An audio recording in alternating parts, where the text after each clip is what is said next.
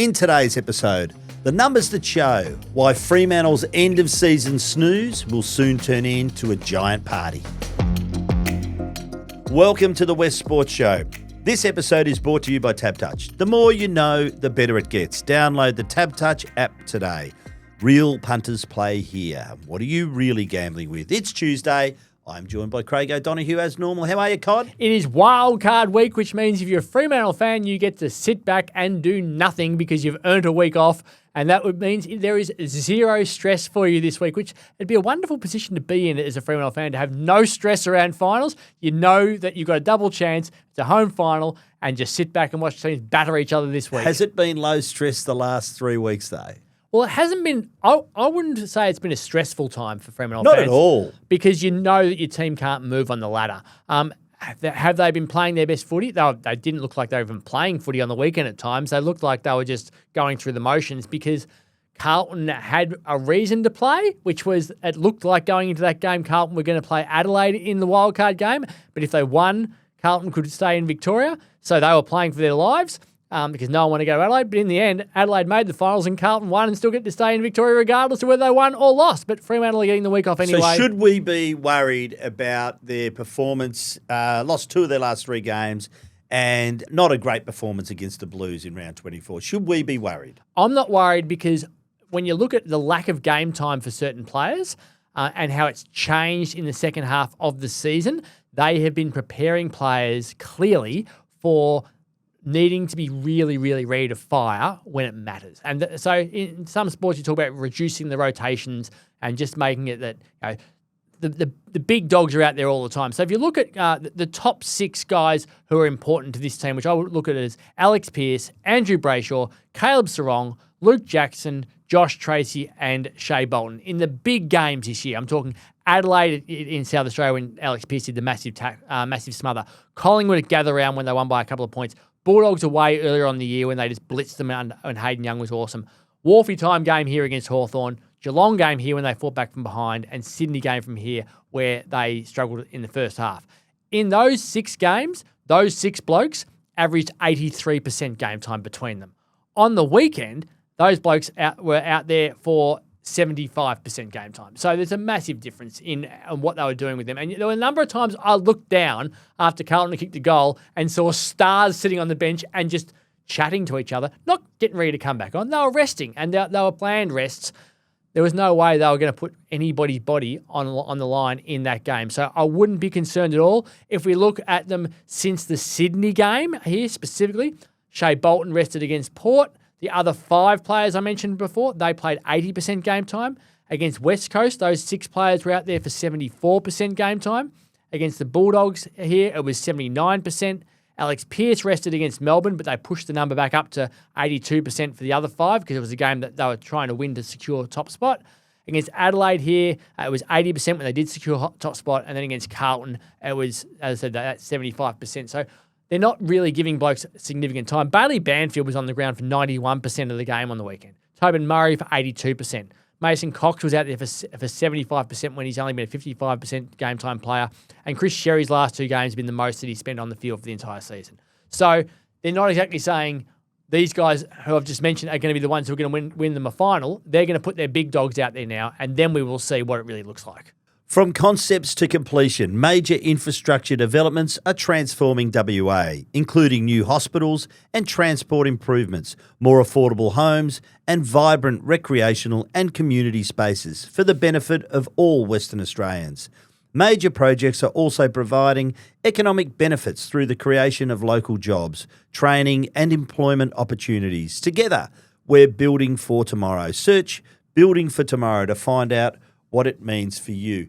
Cod, what does it mean for Fremantle with no Brennan Cox against Hawthorn in the qualifying final? It means selection is a lot easier for Justin Longmuir. Okay, so we're talking, of course, Judd McVeigh, Oscar McDonald, etc., etc. Yeah, so he's been experimenting in recent weeks with, do we want 3 tall forwards? Do we want to go a little bit different? Is Brennan Cox fit? Is Brennan Cox able to turn? And is Oscar McDonald going to stay in the team if the other guys are all there? So they were mucking around a little bit with their team in the search for the right mix.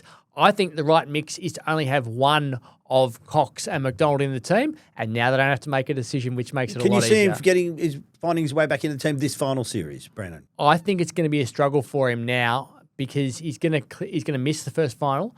If they win through, they've then got to get through to a preliminary final where he has to have not played footy for months. He had the 2 weeks off earlier on in the latter stages of the season if as well. He's fit, it'd be hard not to pick him. Is he such fit? If he's fit, I said. Yeah, so an important player. 2 weeks off, and then he played 2 games, then he gets hurt in the next, and then he won't play for possibly a month. It's a lot of footy to miss. So can you get yourself actually fit enough running-wise and confidence-wise to be ready to come back in for a prelim if you've done the number on Hawthorn to get yourself through there? My question for you, you're a Hawthorn fan. Do you feel confident about playing against Fremantle's backline with the small forwards that you have out there with Watson and Ginnivan and Dylan Moore? Do you think they are going to cause problems for Fremantle's defenders? And are they too tall with Chapman being 193 and Warner playing really well above his head? Do they need to play someone like a Brandon Walker who hasn't really played all year because he's shorter and can lock down on someone? Or are you confident that Fremantle can actually stop your boys from running amok? Or a Wagner, perhaps? Who hasn't really done that job. But do you think Hawthorn's... That's why McVie plays for starters. Yeah. I think it's a concern for... Yes, I do. And I think it's a concern for... One of the concerns for Fremantle, and I agree in that I have no real concerns over the last 3 weeks, or particularly against Carlton. But the small forwards do. I mean, against Melbourne, there was an issue. Against Carlton, it was an issue. Hawthorn certainly got a quality small forward. So I think it's an area of concern, provided they've got to get the ball into that forward line quickly, as they did in the first half when they met in round 9. That's where, equally so, I think that's where Cox got to work after quarter time, and Jack Gunston did a lot of damage early. Nick Watson did a lot of damage early. So Hawthorn and Freo at Optus the last 2 years, they've been interesting games. Hawthorn were well ahead at three-quarter time early in the last quarter this year, and they were well in the game at three-quarter time last year. In both games, Fremantle was able to pretty much put them away with a really powerful last quarter. I just think Brennan Cox is a big out, but I am concerned for Freo with those small forwards, yes. Because, so McVie had Watson earlier this year, and Watson looked really damaging and dangerous in that one. So they started with Luke Ryan on Gunston, then they moved Cox onto him after he kicked 5 goals, and then Alex Pearce stood in the hole in front to block that up. So I would have thought that McDonald gets the job on Gunston and Pearce stands in front this time, so they learn from that. It will be really interesting to see. I'd be shocked if they panic, because if you do drop one of the guys who is in the team now, having already lost Brennan Cox, and bring in someone who hasn't been in the team for several weeks, it sends the wrong message to the group. So I'll be shocked if they do that. Similarly, Mason Cox versus Sean Darcy, it'd be a bold move now to bring Darcy in if you're not happy with Cox. How does Sean Darcy find his way back into the team? And heaven forbid, but if there is an injury to a Freo player, can Darcy be the number 1 ruckman? So if Luke Jackson gets hurt... That's right, yes. If Luke Jackson gets hurt, it's just panic stations all over the place. Yeah. I don't care who's rucking. You just can't afford for Luke Jackson to get hurt. I look at it and think the only way Darcy gets back into the team now is if Mason Cox gets hurt or they lose the qualifying final. If they lose the qualifying final and Mason Cox doesn't play well, then I think Darcy can come back in for the semi. If they win the qualifying final, I don't think there's any way they're changing their setup. For the prelim. Yeah, so that's the only way Darcy comes in. And I think that the midfielders, the clearances have been an issue at different points, but they haven't been playing for much lately either, so they've been getting on the tear. And I do think that the way Brayshaw and Sarong have played selflessly when they had to at the start of the year, when they had to win games at the start of the year, those blokes happily changed the way they played. I think these games where you have to win, suddenly they'll go back to that sort of thing rather than mucking around a little bit with who stands where or trying a few things out. I think they'll know what it looks like. And most of the problems they've had in the latter half of the year, I'm pretty confident they'll just disappear. I think Freo, we talked about the Hawthorn forward line and the small forwards, but I think the key is at the other end. So I'd expect Barras to go to Josh Tracy. You probably got Battle going to Amos, and Voss to continue his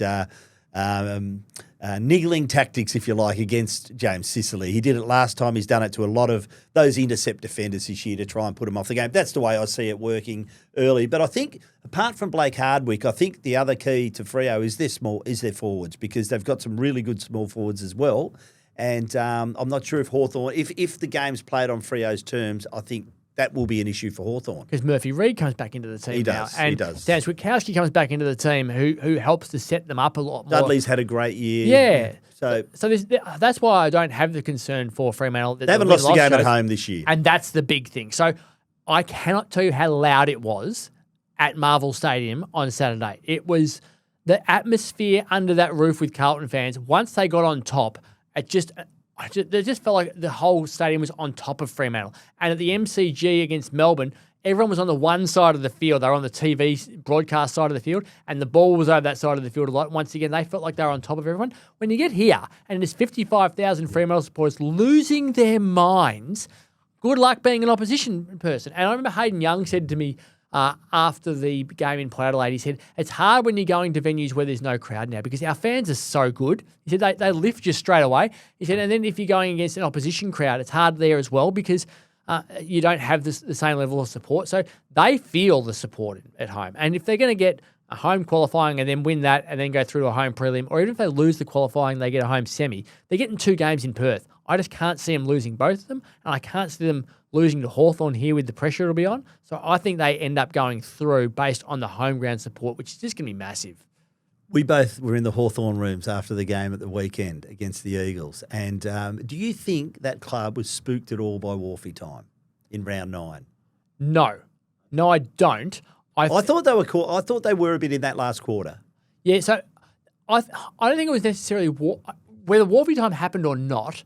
The fact that they kicked the goal back to back straight out of the centre, that's what spooked them, I felt. I think now they know about what Wharfie time is, I think it could spook them next time more than it did at the time. I think that goal, it was a perfect storm, wasn't it? It was the well, 5 in a row. I think 5 in a row. Yeah. Yeah. So they didn't know what was going on. None of the players from Hawthorn knew what to fear. Now they know what to fear, which is if it happens, what if they kick a goal out? I think it's got a bigger impact now of will the crowd lift if it happens again? And when it does happen, I think it becomes a bigger impact. You would hope the crowd lifts Correct. if it happens again. So I think the fear of Wharfie time now will be more influential than the fact that it happened last time. The Freo players was different. They knew what Wharfie time was and it lifted them. The Hawthorn players, I think, were genuinely confused and not ready for what was about to happen afterwards. So let's take Hawthorn out of the equation, their next opponent. Should they be fearing a Brisbane team that's going to, we assume, have an easier path through to the preliminary final? And should Fremantle fear Brisbane? Oh, I think everyone should fear Brisbane because they are the reigning premiers. But the stats also have shown us all year that you can get on a tear against Brisbane, and that's what Fremantle did. They got at the Gabba, they got away from them there. So Fremantle would have confidence that they can, if you can win at the Gabba, you can beat Brisbane anywhere, and you're not going to play them at the Gabba; they're going to play them at the MCG. So the only concern for them would be that the big game scenario where Brisbane are used to grand final day, and the fact that Brisbane can get on a tear as well, which they did also for a short amount of time at the Gabba. So I would be comfortable other than the fact that it's Brisbane who have won grand finals. I think the way that the teams have played this year, Fremantle should feel like they can score against them, but can they handle the big occasion if they get them on grand final day?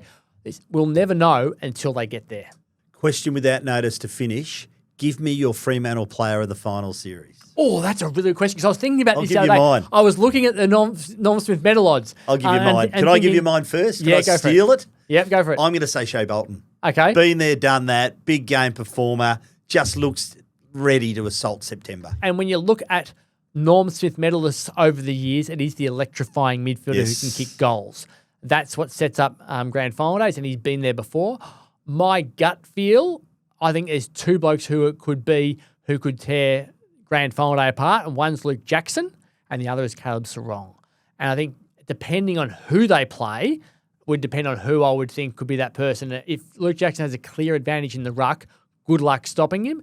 And if it's a team where they can rival Jackson or have a couple of ruckmen to work against him, and the ball's going to be in contested situations, then I think Sarong will be this type of player who would thrive in those sorts of situations, who can come over the dozen clearances or something like that. So you're going with 2? So, yeah, I reckon they're the 2, but Bolton would be my 3rd, yeah. And don't forget, as you said, Murphy Reid comes back into the side too. So has risen to every level he's been asked. Yes. He's about to be asked to rise to a finals level. And now, I'm just assuming he gets tagged for the whole final series. Otherwise, he'd be until he got tagged the other week and everyone was leaving him alone. He was my thought. Well, he'll win a Norm Smith. Yeah. Now I think he's just gonna have to cop being tagged the entire time because people realise how good he is. And if he won a Norm Smith while being tagged, well, we may as well all just say have every award in the books. Yeah, absolutely.